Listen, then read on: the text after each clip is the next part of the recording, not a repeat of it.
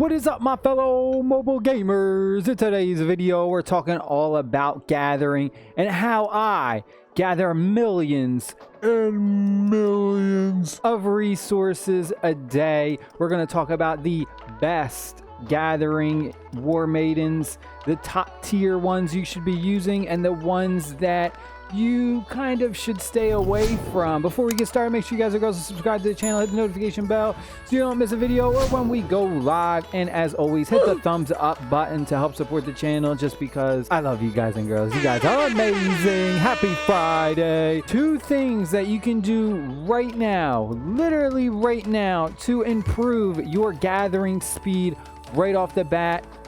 Number 1 is the most obvious. You can use a gathering speed boost. I use these all the time. You have an 8-hour or a 24-hour. I think the 8-hour is definitely the best bet, because overnight farming doesn't really matter because you're sleeping, so you don't really need the buff. I mostly use these gathering speed buffs during the day when I can log in every few hours or however often I need to. And the other thing that is important is, for actually many reasons, which is a whole nother video, which we will talk more about, the guild territory. We're going to do a video all about the flags, how to place your flags, territory. So again, we got a lot of information to cover, but you're going to want to gather resources that are in your guild's territory.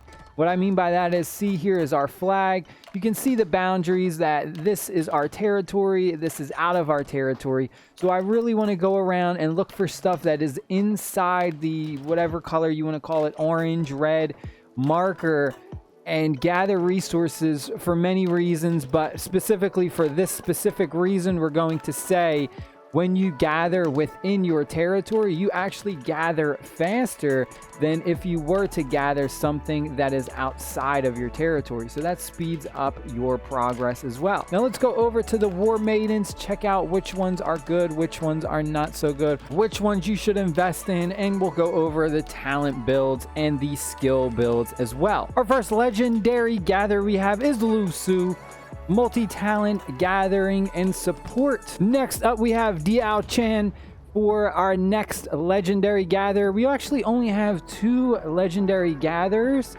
She's also multi-talent and offense as well. And then for epics, we have Hua Shang.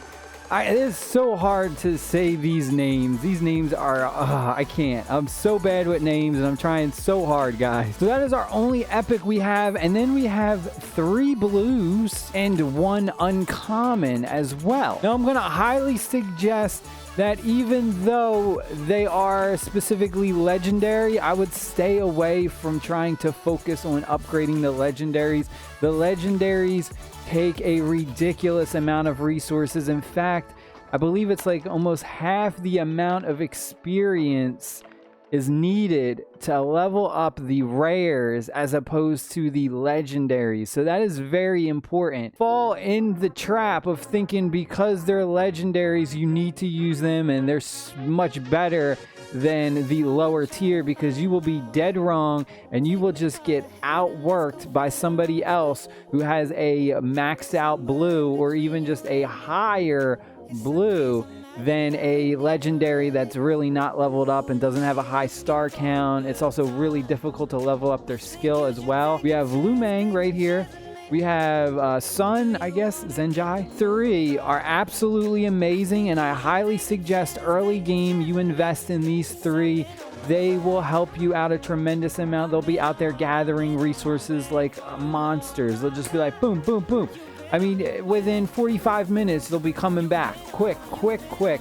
You'll have tons of resources before you know it. Uncommon is okay, but I highly suggest the 3 blues, and then maybe you would work on the uncommon as your 4th March slot.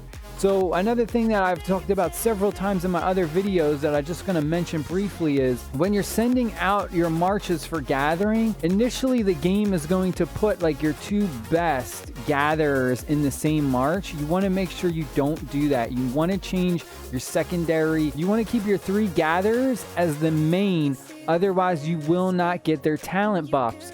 So if I have 3 marches if I send out one of these blues and then I have another one of my mains as a secondary, you know, and then my second march is going to have her along with someone else, then my third march really gets screwed because now I already used all my gatherers, so I don't have a main war maiden for my third march gathering. So definitely space them out, have one as the main, another main, and then another main, and then you can kind of just look around and then maybe throw in this one as a secondary or use your legendary ones as secondaries. Right here is actually not good for gathering. I'm going to do a whole separate video just on her. She is not a good gatherer. Do not use her for gathering. Do not even invest in her talent tree. Like I did right here. You see how I did a few?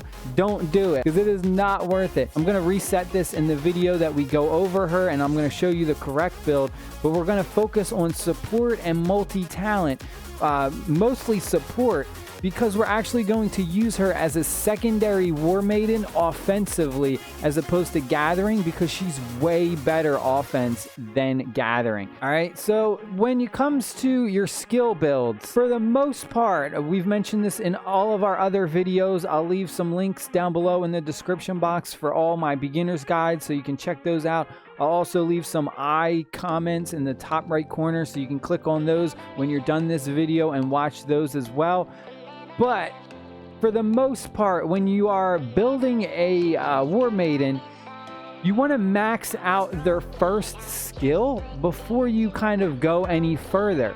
And the reason behind that is because their first skill is usually very strong. You have a 100% chance that when you upgrade the skill, the upgrade will be their active skill. Now remember, it is random, so the more of these skills you have unlocked, the lower chance you have to actually increase the skill that you want. You really want to focus on maxing out their second skill, because their second skill is their passive skill that has to do with gathering. In particular, if we look right here, we'll see that it increases her food gathering speed by a percentage, and then lumber and stone. So she focuses more on food. So she's like a food gathering specialist.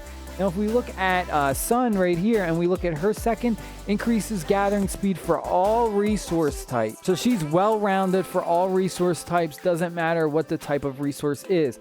And then if we look at Zenji, and we look at hers, we have increases lumber by 10% and then food and stone. So you'll notice that lumber is higher. So she is a lumber gathering specialist. So you want to keep that in mind when you're sending them out. At the beginning, you should definitely unlock the first two skills and then upgrade their skills from there. You have about a 50-50 chance that you could upgrade their active skill as opposed to their gathering skill, but it is a better chance. Now, out of these three blue, I'm personally going to say that the Zenji right here, she is absolutely amazing because of her last passive skill. Gains additional resources when gathering.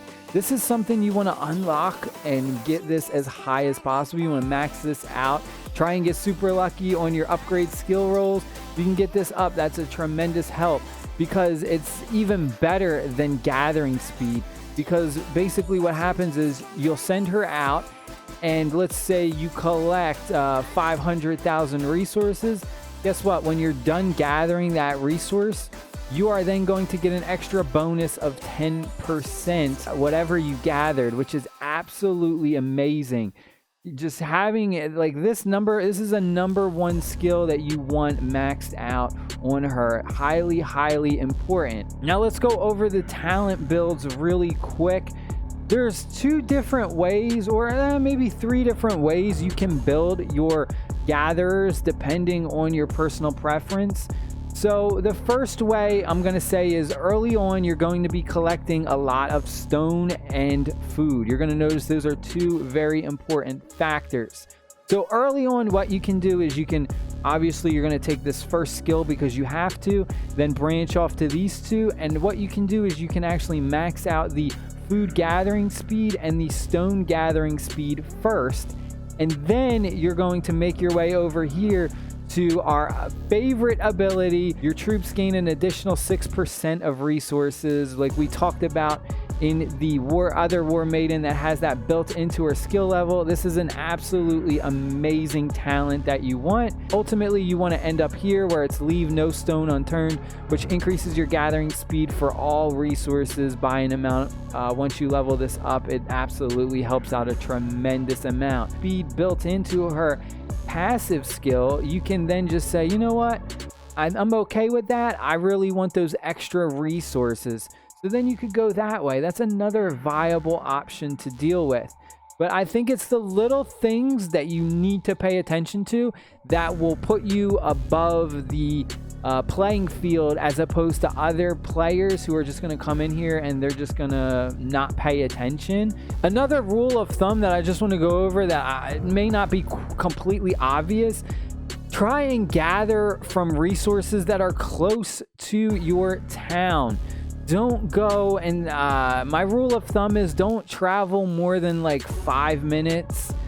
Even 4 minutes is kind of pushing it, because you don't want to spend so much time traveling. The more time you spend traveling, you kind of really miss out. You really want to look for stuff that is close by, because you want your troops to have the littlest travel time possible, because the more they travel, that's less time that they would have gathering. You want them to be able to get to their location quick as possible, gather, and then get back as quick as possible. You know, if you're going to be away from the game for 8 to 10 hours, then it doesn't necessarily matter. But during the day, or when you're going to be playing often, you don't want to have them traveling a long time. Keep it close. That is it for today, folks. It was kind of a bit of a long video. You know, it's just a lot of information to talk about. I love you guys and girls. Stay happy, stay safe. I hope you enjoyed the video. We got tons more information to cover.